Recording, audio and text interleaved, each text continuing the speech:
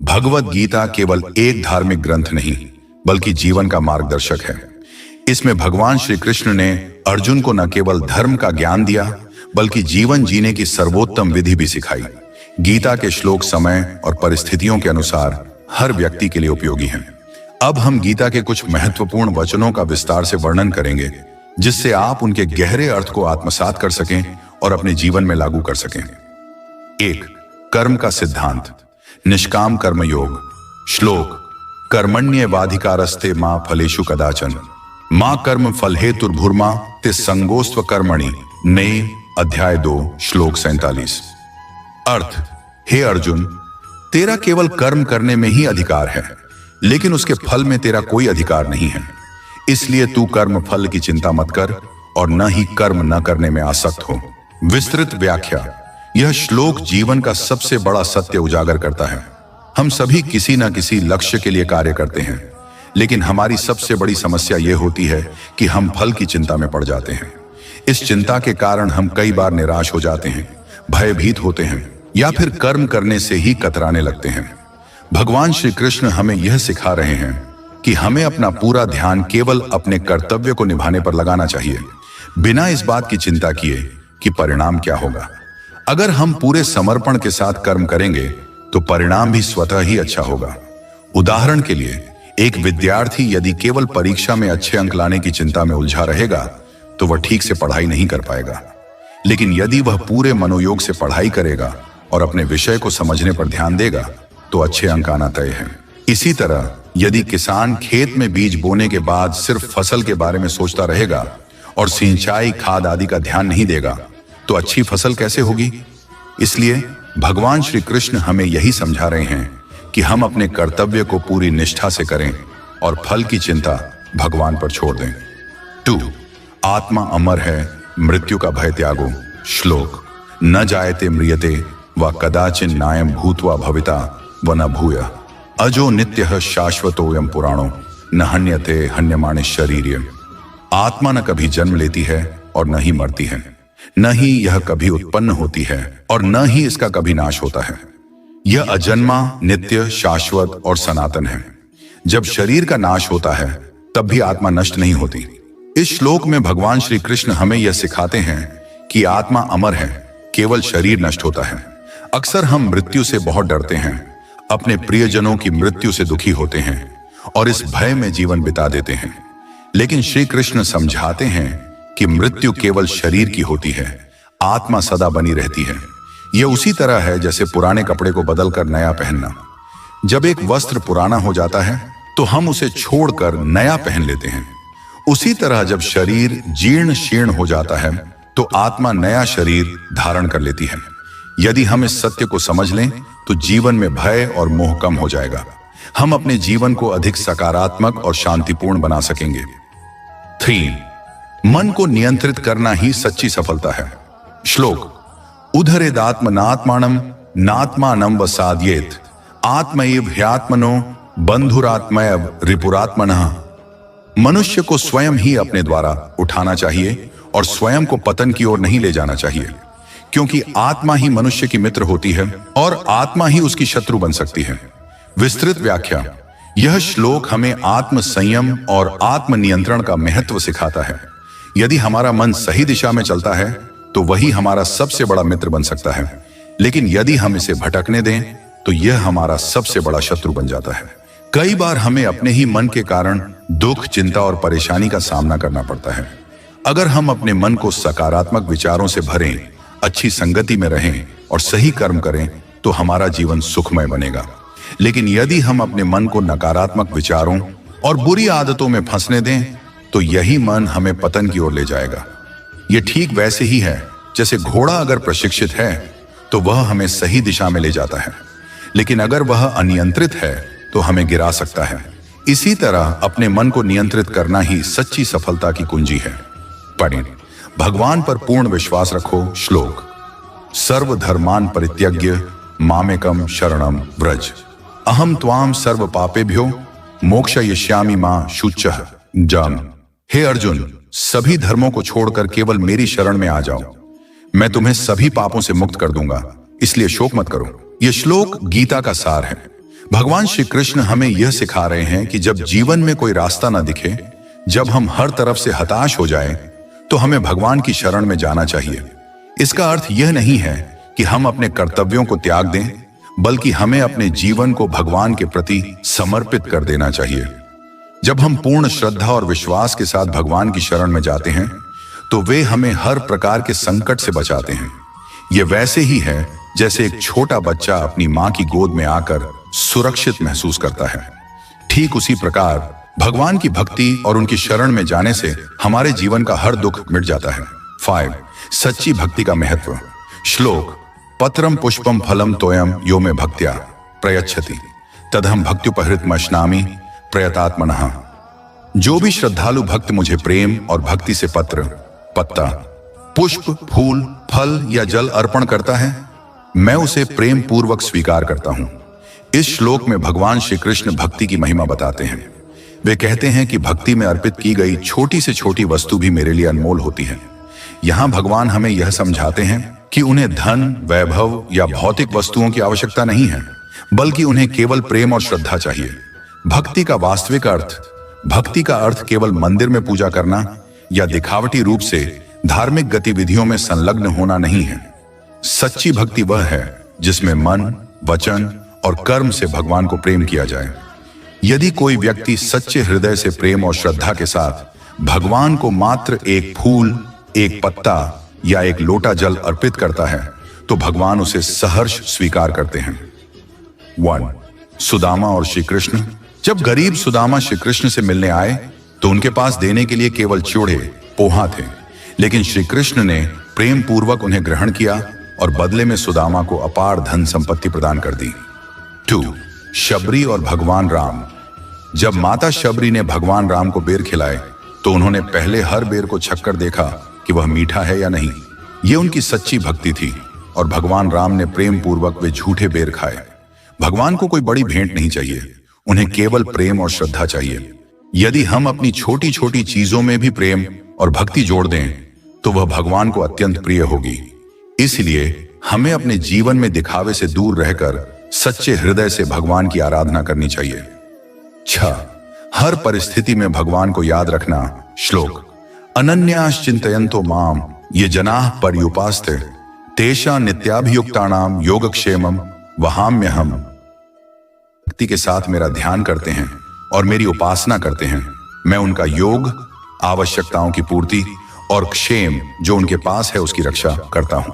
इस श्लोक में भगवान श्री कृष्ण हमें यह सिखा रहे हैं कि यदि हम निस्वार्थ भाव से उनकी भक्ति करें, तो वे हमारी हर जरूरत का ख्याल रखते हैं। हमें अपने जीवन में कई प्रकार की चिंताएं होती हैं, धन, स्वास्थ्य, परिवार, भविष्य आदि। लेकिन यदि हम सच्चे हृदय से भगवान को समर्पित होकर कार्य करें, तो वे स्वयं हमारी आवश्यकताओं को पूरा करने का दायित्व लेते हैं। 1. द्रौपदी की लज्जा रक्षा। जब द्रौपदी ने भगवान श्री कृष्ण को पूरी श्रद्धा से पुकारा, तो उन्होंने उसकी साड़ी को बढ़ाकर उसकी लाज बचाई। 2. गजेंद्र की मुक्ति। जब एक हाथी गजेंद्र मगरमच्छ के चंगुल में फंस गया, तो उसने पूरी श्रद्धा से भगवान विष्णु को पुकारा और भगवान तुरंत उसकी रक्षा के लिए आए। हमें हर परिस्थिति में भगवान को याद रखना चाहिए। जब हम पूर्ण समर्पण और विश्वास के साथ उनकी भक्ति करते हैं, तो वे स्वयं हमारे जीवन का मार्ग प्रशस्त करते हैं और हमारी रक्षा करते हैं। 7.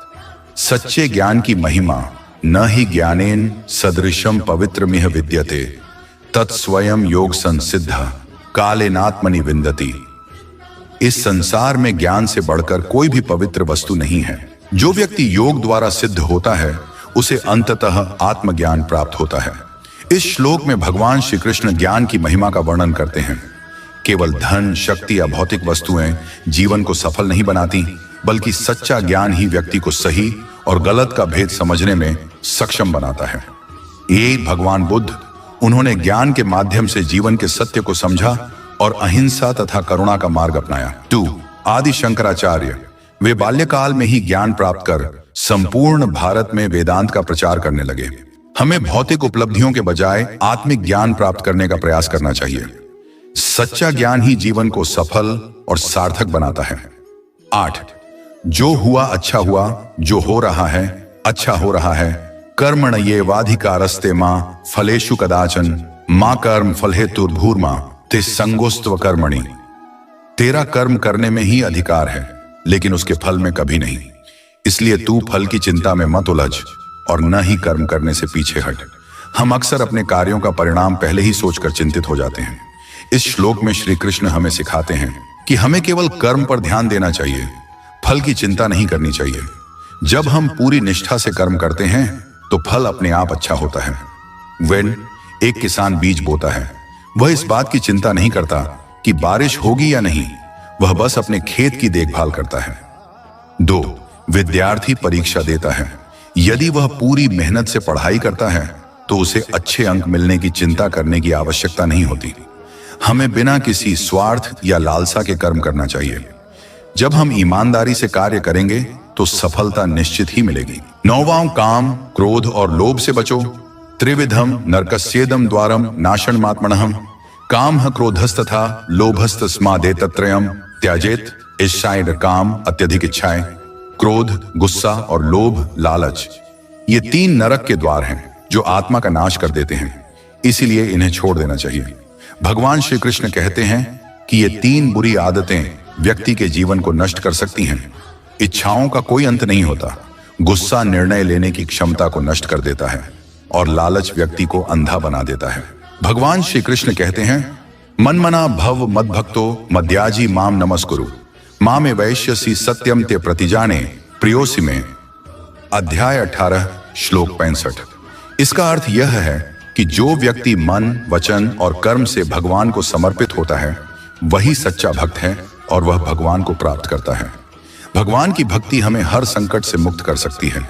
जब व्यक्ति पूर्ण श्रद्धा के साथ भगवान की शरण में जाता है तो उसे न केवल मानसिक शांति मिलती है बल्कि जीवन के समस्त कष्ट भी समाप्त हो जाते हैं। भक्ति केवल कर्मकांड नहीं बल्कि हृदय की गहराइयों से भगवान के प्रति प्रेम और समर्पण है। भगवान श्री कृष्ण कहते हैं, दैवी ह्येषा गुणमयी मम माया दुरत्या मामेव ये प्रपद्यन्ते मायामेताम तरन्ति ते सन्निधा। अध्याय 7 श्लोक 14। इसका अर्थ यह है कि भगवान की दिव्य शक्ति माया अत्यंत बलवान है और इसे पार करना कठिन है। लेकिन जो व्यक्ति भगवान की शरण में जाता है वह इस मोह को पार कर सकता है। संसार के मोह, इच्छाएं और अहंकार मनुष्य को ईश्वर से दूर रखते हैं। जब तक मनुष्य इन भौतिक बंधनों में बंधा रहेगा तब तक वह सच्चे आनंद का अनुभव नहीं कर सकता। इसीलिए भगवान श्री कृष्ण हमें सिखाते हैं कि हमें अपनी आत्मा को पहचान कर मोह और अज्ञान को त्यागना चाहिए। भगवान श्री कृष्ण कहते हैं, वासांसी जीर्णानि यथा विहाय नवाणि गृह्णाति नरो प्राणी तथा शरीराणि विहाय जीर्णा अन्यानि संयाति नवाणि देहि औषाम। अध्याय 2 श्लोक 22। इसका अर्थ यह है कि जैसे मनुष्य पुराने वस्त्रों को त्याग कर नए वस्त्र धारण करता है वैसे ही आत्मा पुराने शरीर को छोड़कर नया शरीर धारण करती है। यह ज्ञान हमें मृत्यु का भय छोड़ने और आत्मा के शाश्वत अस्तित्व को समझने में मदद करता है। शरीर नश्वर है लेकिन आत्मा अजर अमर है।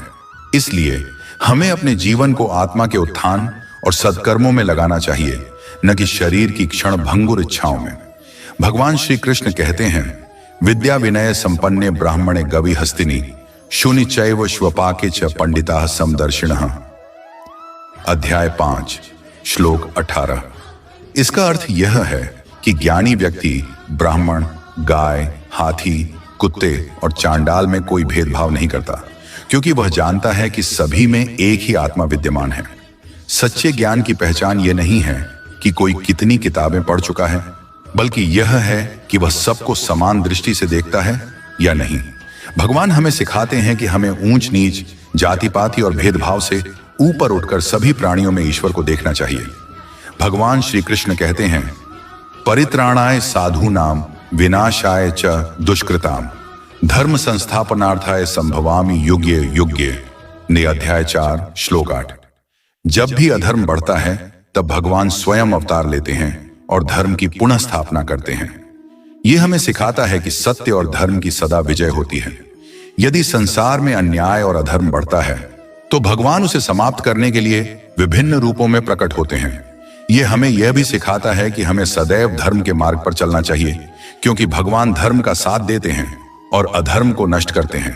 भगवान श्री कृष्ण कहते हैं, यतः प्रवृत्तिर्भूतानां येन सर्वमिदं ततम् स्वकर्मणा तमभ्यर्च्य सिद्धिम विन्दति मानवः निन। अध्याय 18 श्लोक 46। इसका अर्थ यह है कि जो व्यक्ति अपने कर्तव्यों को भगवान की सेवा समझकर करता है वही सच्ची सिद्धि प्राप्त करता है। कर्म योग गीता का सबसे महत्वपूर्ण संदेश है। इसका अर्थ यह नहीं है कि हमें अपने कार्यों को त्याग देना चाहिए, बल्कि यह कि हमें प्रत्येक कार्य को भगवान के प्रति समर्पित भावना से करना चाहिए। जब हम निष्काम भाव से अपने कर्तव्यों को निभाते हैं तब हम सच्ची सिद्धि और शांति प्राप्त करते हैं। भगवान श्री कृष्ण कहते हैं, आहार स्तुपि सर्वस्य त्रिविधो भवति प्रियः सात्विकस्त्राज सश्चय ताम सश्चेति तामसः कौंसिनो नाम। अध्याय 17 श्लोक 7। सात्विक भोजन शुद्ध, ऊर्जा देने वाला और मन को शांत करने वाला होता है, जबकि तामसिक और राजसिक भोजन क्रोध, आलस्य और अज्ञान को बढ़ाते हैं। हमारे आहार का प्रभाव केवल शरीर पर नहीं बल्कि मन और आत्मा पर भी पड़ता है। यदि हम सात्विक भोजन ग्रहण करेंगे तो हमारा मन भी शुद्ध रहेगा, और यदि हम तामसिक या राजसिक भोजन लेंगे तो हमारे मन में क्रोध, लोभ और मोह उत्पन्न होगा। इसलिए भोजन केवल स्वाद के लिए नहीं बल्कि शरीर और आत्मा की शुद्धि के लिए होना चाहिए।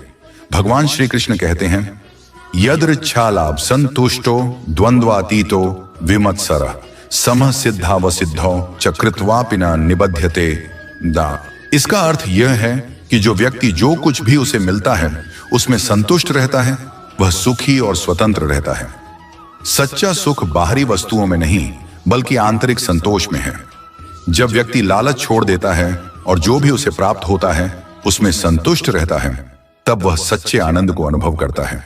जीवन में सुख दुख आते जाते रहेंगे, लेकिन जो व्यक्ति इन द्वंद्वों से परे रहता है वही वास्तविक शांति प्राप्त करता है।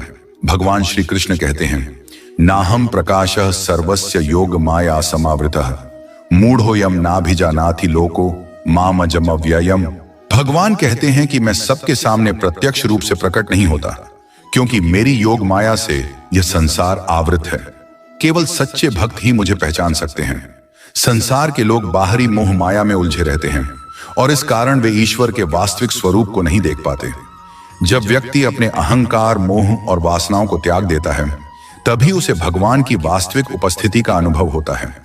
भगवान श्री कृष्ण कहते हैं, श्रेयान् स्वधर्मो विगुणः परधर्मात् स्वनुष्ठितात् स्वधर्मे निधनम श्रेय परधर्मो भयावह इनाम। इसका अर्थ यह है कि अपने स्वधर्म, स्वयं के कर्तव्य का पालन करना, भले ही उसमें कमियां हों, दूसरे के धर्म, कर्तव्य का पालन करने से कहीं अधिक श्रेष्ठ है।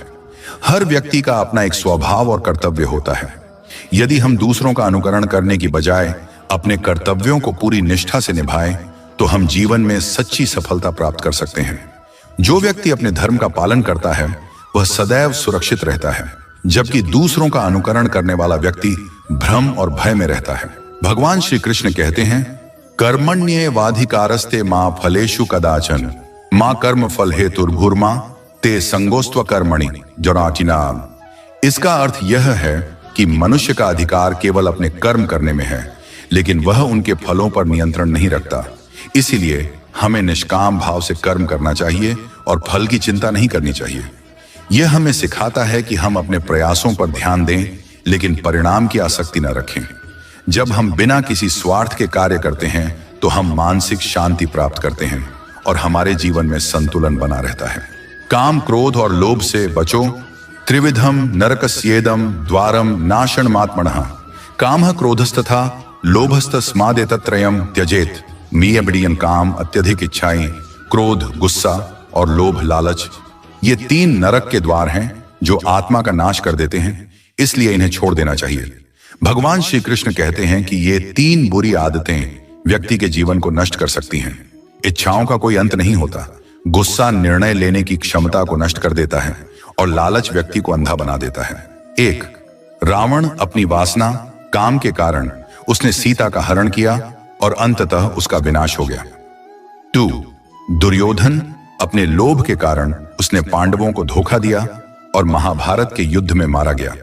यदि आपको हमारे ये पवित्र श्रीमद् भगवद गीता के वचन पसंद आए हों और आपने इनमें जीवन को बदलने वाली सीख पाई हो तो लाइक करें, शेयर करें और सब्सक्राइब करें ताकि हम और भी दिव्य ज्ञान आपके लिए ला सकें। अपने विचार हमें कमेंट में बताना ना भूलें और बेल आइकन दबाएं ताकि आपको हर नया वीडियो सबसे पहले मिले। जय श्री कृष्ण।